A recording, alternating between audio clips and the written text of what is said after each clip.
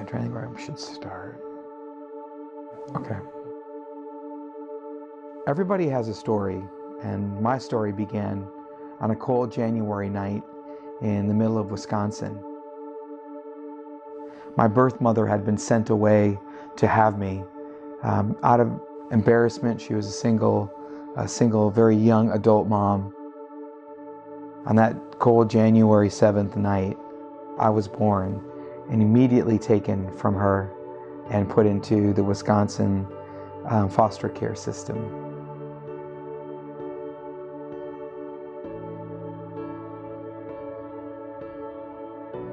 About a year later, two crazy Canadians at a midlife point wound up adopting me to be their own. I grew up with this idea that our job on the planet was to make a difference and try to help somebody else. So for me, finding Christ and naturally giving up my life for somebody else was a part of who I already was and didn't even know it.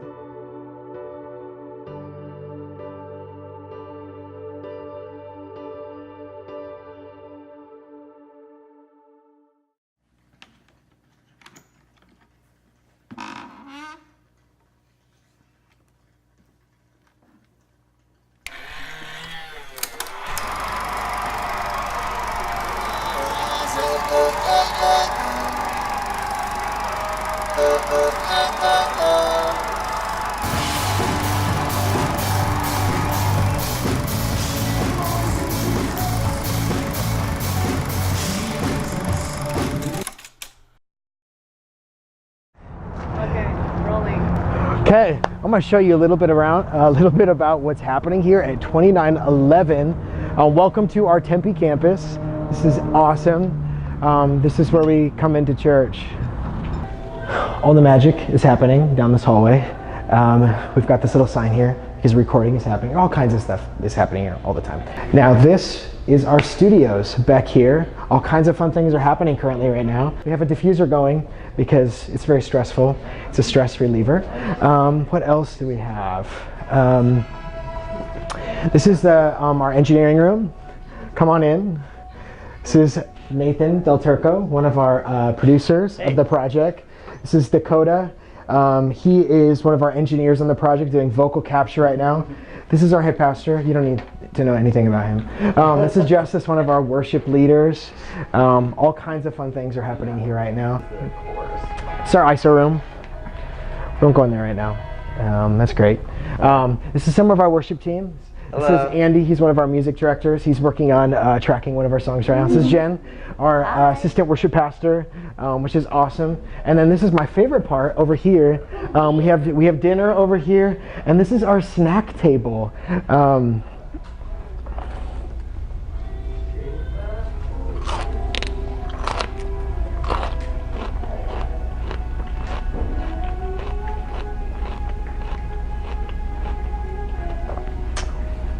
It's good. My name is Zion Rempel. I am the creative pastor and associate pastor here at 2911 Church, and it has been the craziest honor ever in my life to be a part of this crazy journey that we call 2911 Church and what it has become.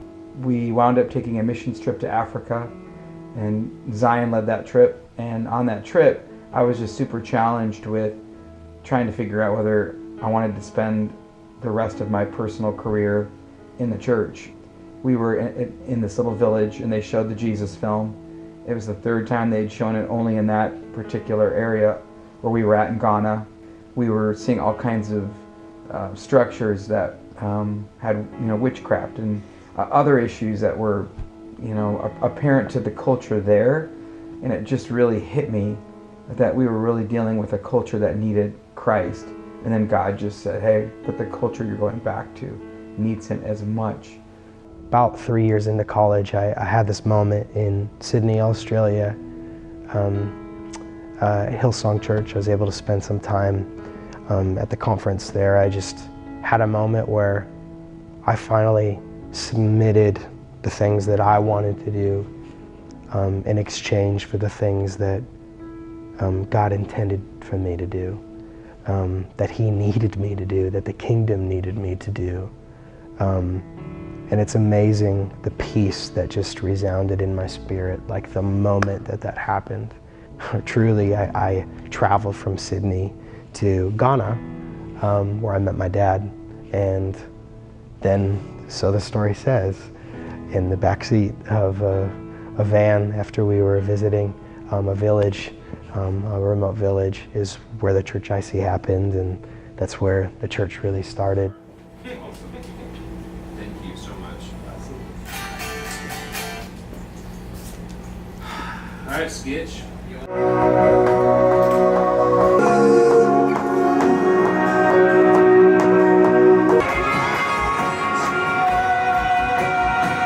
Nailed it. You're like, yeah.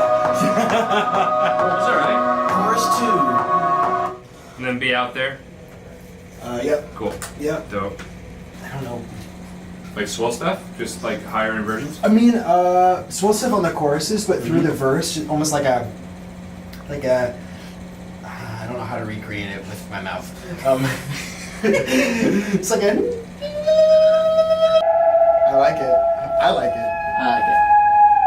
Because it sits on top. It doesn't compete with this. Just Very country. Just Got got lots of light to it. done. Wait, you need to all film us taking our seats. Sorry. Oh, wait, no. 1, 2. Yes, worship. You can't have your glasses in this. You have to be careful of copyright issues. Why didn't you put one of them? Don't put this in there.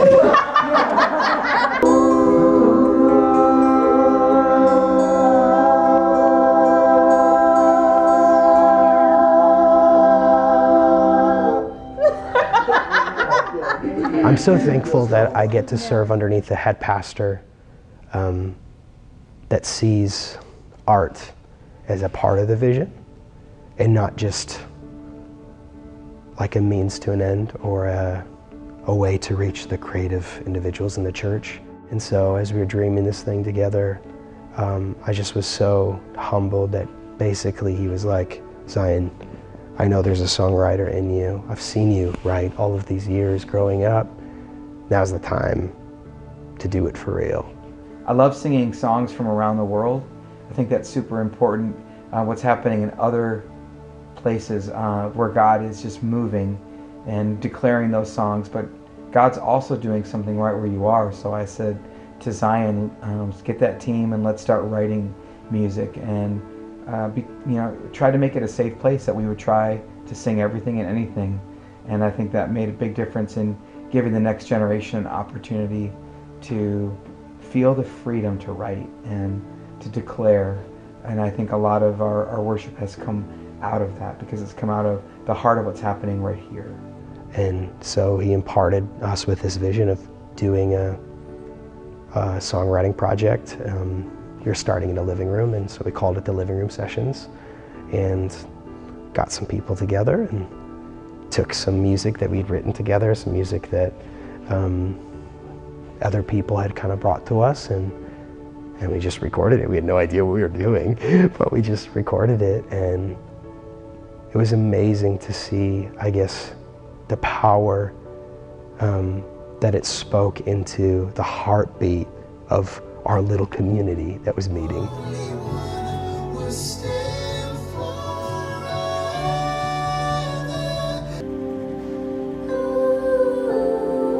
Those oohs sound so much better than that first one.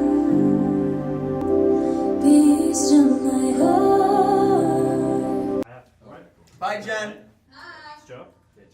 That electric especially is just.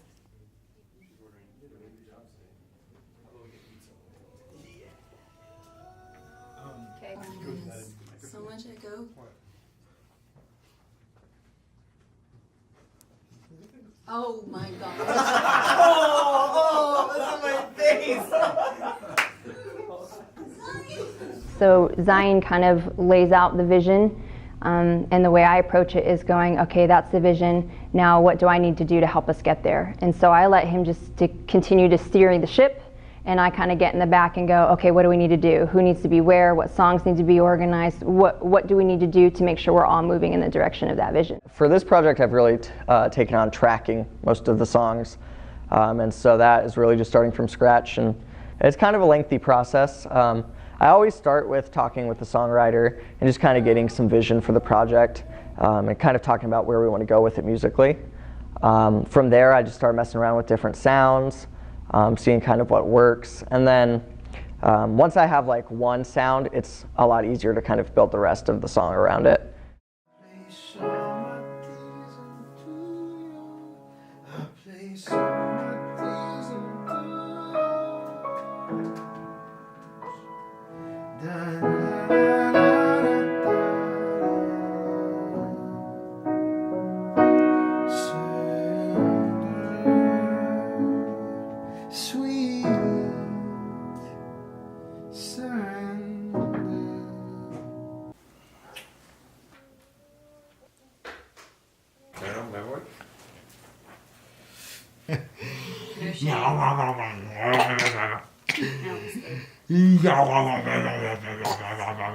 I missed you today.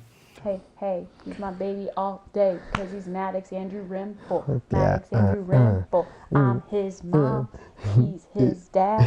We are a family, and we're pretty bad, cause he's Maddox Andrew Rimple. I'm actually really impressed. That was pretty good. I freestyle sometimes.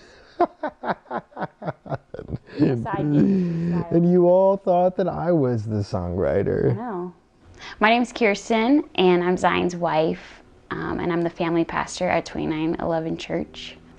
I think we were both very surprised at how intense the season would be leading up to the recording would be, because the first time we did a live recording, it was a very different process. There were a lot of late nights that he would be working late at the church, and then he'd come home and have to work on stuff here. And so it was definitely a challenge, and you have like the physical work, and that's tiring, but then I think the spiritual weight of it and the emotional weight of it too is tiring. But yet you're so excited. So it was just a lot of emotions. I think if I'm being honest about the process, because God knows that we have no idea what we're doing in every step of this process. We're just along for the ride, I guess. But I was a bit shocked as to the sacrifice that I think that it would take.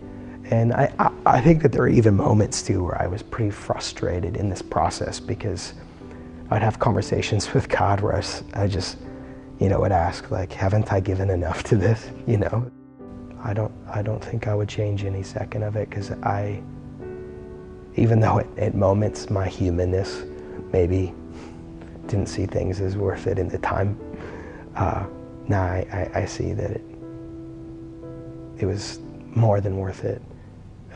If this project can just share the message of Jesus with someone, I mean, that's more than worth it for me.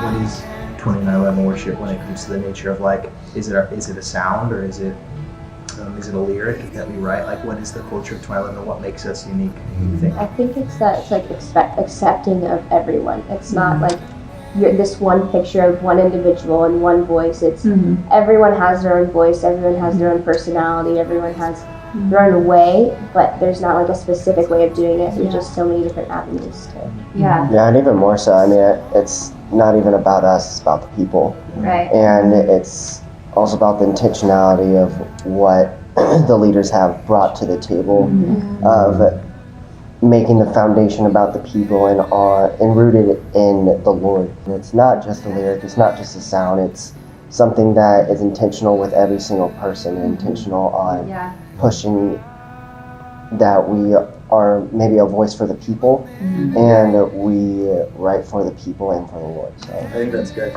And I think like you said, it's not a sound, it's more so a spirit. Yeah. And I think there's always been an honesty on this team to be exactly who Father has called us to be. Yeah. And so I think that's why people can relate to it so much, because it's honest and it's raw.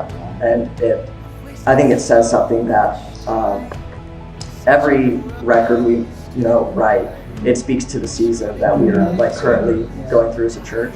And I think that it helps our community really connect. There's such a good fear with it. Like, we're not afraid to touch on the subjects that are hurting us today. You know, and God We Trust was written in regards to this huge suicide epidemic, and we're not afraid to go there because that's what's real and that's what people are feeling and facing. And if anything, it's to let them know that they're not alone in this, and that there's some people going through it. And we have to be almost like their advocates for that. I think it even brings an honesty, and I appreciate that we even bring honesty to the musical side of things, and it's so intentional in everything that we do. And even like the example of A Long Way Off, I feel like the song itself merits to giving people the opportunity to find home wherever they are. And musically, it still speaks to that same honesty. And I mean, there's a portion of that song where like I just want to run. I want to run back to my Father. And so I'm thankful that we're a team that doesn't just sit on the lyrical side of things, but also allows music to honestly speak. Just getting out of the way and allowing the music to speak for itself. Because the Holy Spirit is speaking something through the music, and so really getting out of the way and allowing the Holy Spirit to speak what He wants to say. People are going to come in here and there's going to be breakthrough and there's going to be healing, because in worship we can find victory. And so tonight, let's just pray that for everyone coming. I know it's a recording, but it's worship. And there can be healing happening in that room, restoration happening, transformation happening. And the amazing thing is it's going to happen tonight, but I believe it's going to happen days to come with this album. And as people worship to it, and even if one life is transformed through this worship, it's worth it.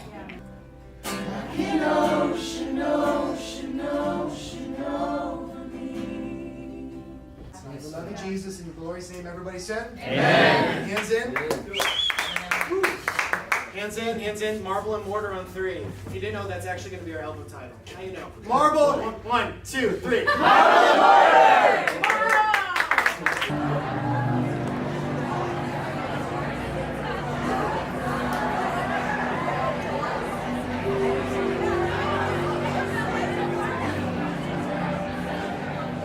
I remember that night walking into the main experience room and watching all the visuals and listening to so much happening in the room, and these are songs that we've already been singing, songs that have already been birthed out of the heart of 2911 Church, and so as we sang, I was looking up on the screen during Father's Heart, and I remember seeing the amazing visuals and just thinking, man, not only the song is coming alive, but like the visuals of like God welcomes us home, He brings us home, and to see the visuals up on the screen too, to see all these different things coming together as God's creatives working together to see this dream come to life. I was nervous, even though I wasn't on stage. I was nervous for them, but I stood at the back of the room, and I just like to take it all in and to see the crowd experience it, and that was probably my favorite part, because as it started, everyone was, I think, a little nervous because it's a recording, you know, so it feels different than like a normal church service. But then as it progressed, they switched, and it no longer was a recording, it was just a church service. And they forgot, I think, about the recording, and they just started worshiping, and that was really cool to see. And I think even for the worship team, that happened a little bit too, where it was less, you know, they just got into the Spirit and started worshiping, and it was so powerful.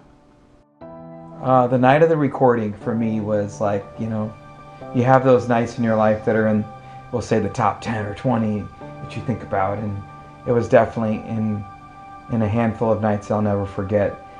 Screaming, jumping, I mean, I was doing it all. I was like a little kid, and I found my spot out there, and made sure I was close to a microphone so you could hear me. But most importantly, it was just being in a room full of individuals who had one mind, one focus, and I really think that conveyed on the album itself. I think it was super exciting that we were able to do the recording in our own spot, and how everybody worked together to be able to get it ready for that moment. And it brought in a lot of teamwork, not only for the worship team, but everybody in the church. That was exciting to be able to do it in-house and see everybody in our house and then worshiping God with all the excitement. It was really, really amazing.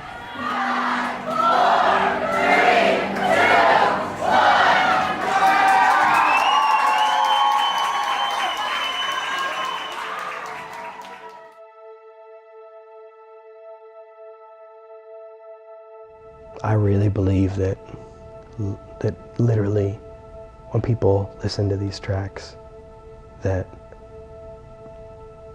wherever they are, that heaven will meet the place, whether it be their car or their room, and that Jesus, that he will make himself known, because I really believe that this project really became a window into the throne room of heaven. And I just can't wait for people to experience Jesus in the way that I have. And I know that they will. I absolutely know that they will. There's no doubt that I know that they will. And like I said, if one person just experiences Jesus through this project, then it's all worth it, 100%.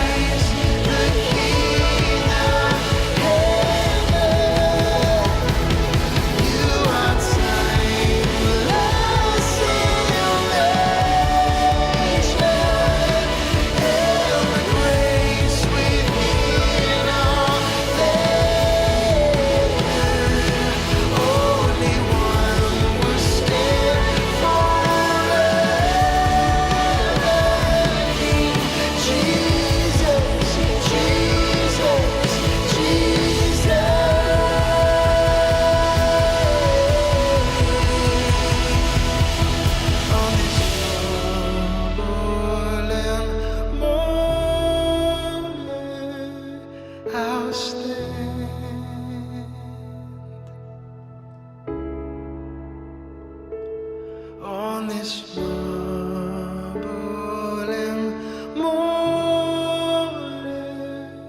I'll stand